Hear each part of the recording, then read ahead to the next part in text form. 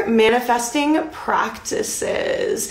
Oh, there's a couple of really good ones. So this is one that you hear about, like writing it down. You hear about like sitting and like visualizing. There's a couple of really, really cool things you can do as well. You can speak your manifestations into water. So there was a really cool experiment that was done a while back, I think in the 60s or the 70s in Japan, and this doctor spoke positive affirmations, gratitude, just nice things into this one glass of water.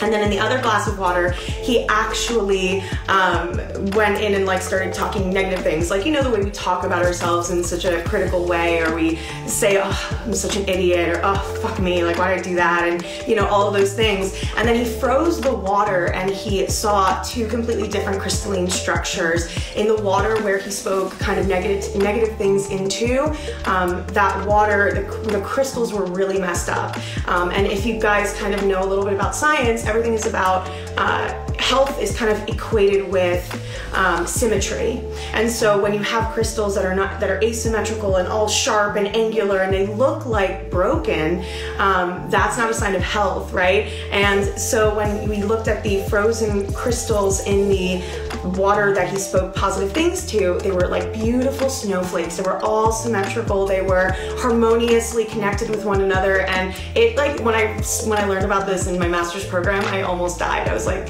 what? And also we're made of a lot of water. So if you like have a cup of water, if you have a water bottle, and Barbara, I see you, I'm gonna add you myself, give me 1 second. If you have a water, you can be like, hey, like, I love you, you're really awesome, you're doing a really good job, keep going. Like whatever you need to hear, just speak it into your water and then you can drink it. And if you also have pets or if you have plants, like you can do like the same kind of stuff and give this water to your plants and your animals. So that is like one of my easiest favorite ways to manifest. I'm just like, hey, like good health, happiness, love, unity, consciousness, please don't let me lose my shit. And then I just drink that. But I'm so glad you find this stuff interesting. You know, it's a combination of both spirituality and science, and it's really just fascinating to me. Setting an intention, Bobby Sherry. Can you give an example? So, essentially, setting an intention is like getting clear about something that you want. So you can do something that's like, if you want to have a good day, you set the intention to have a good day. Today, I'm gonna have a really fucking good day. Like that's how you set that intention. And even when bad things happen, you've programmed your brain to see this as being a good day. So as things kind of hit the fan, you won't be as stressed. Your anxiety will be a little bit lower. You'll feel more of a sense of safety. And it really is all about tricking the brain and programming the brain to work for you. And setting the intention also kind of activates certain things energetically to start taking place so that you can continue to walk down the path that's meant for you, and that the actions that you take will be aligned with what you're calling in. I mean, essentially, it's like getting really freaking clear about what you want. And if you don't know what it is that you want or how it is that you want to show up in the world or what it is you want to bring to you, that's the best time to sit and journal and really like just think about it and wonder and engage in that daydreaming and curiosity, flex those muscles, because that's what's going to help you get clear about what you want to set your intentions to be. It could be anything from like, I set my intention to start my business and have it up and running in 6 months.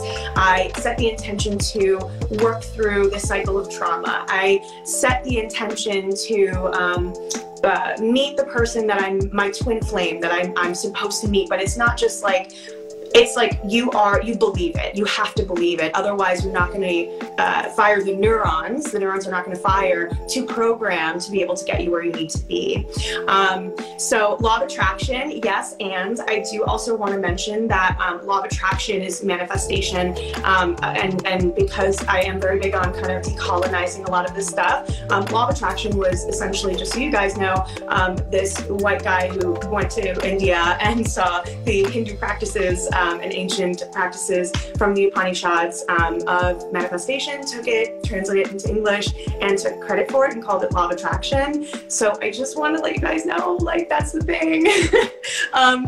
but all the same thing. It all is talking about energetics and attraction and intention, which, you guys, also intention, like actually setting an intention and being emotionally connected and activated with that intention, can change everything.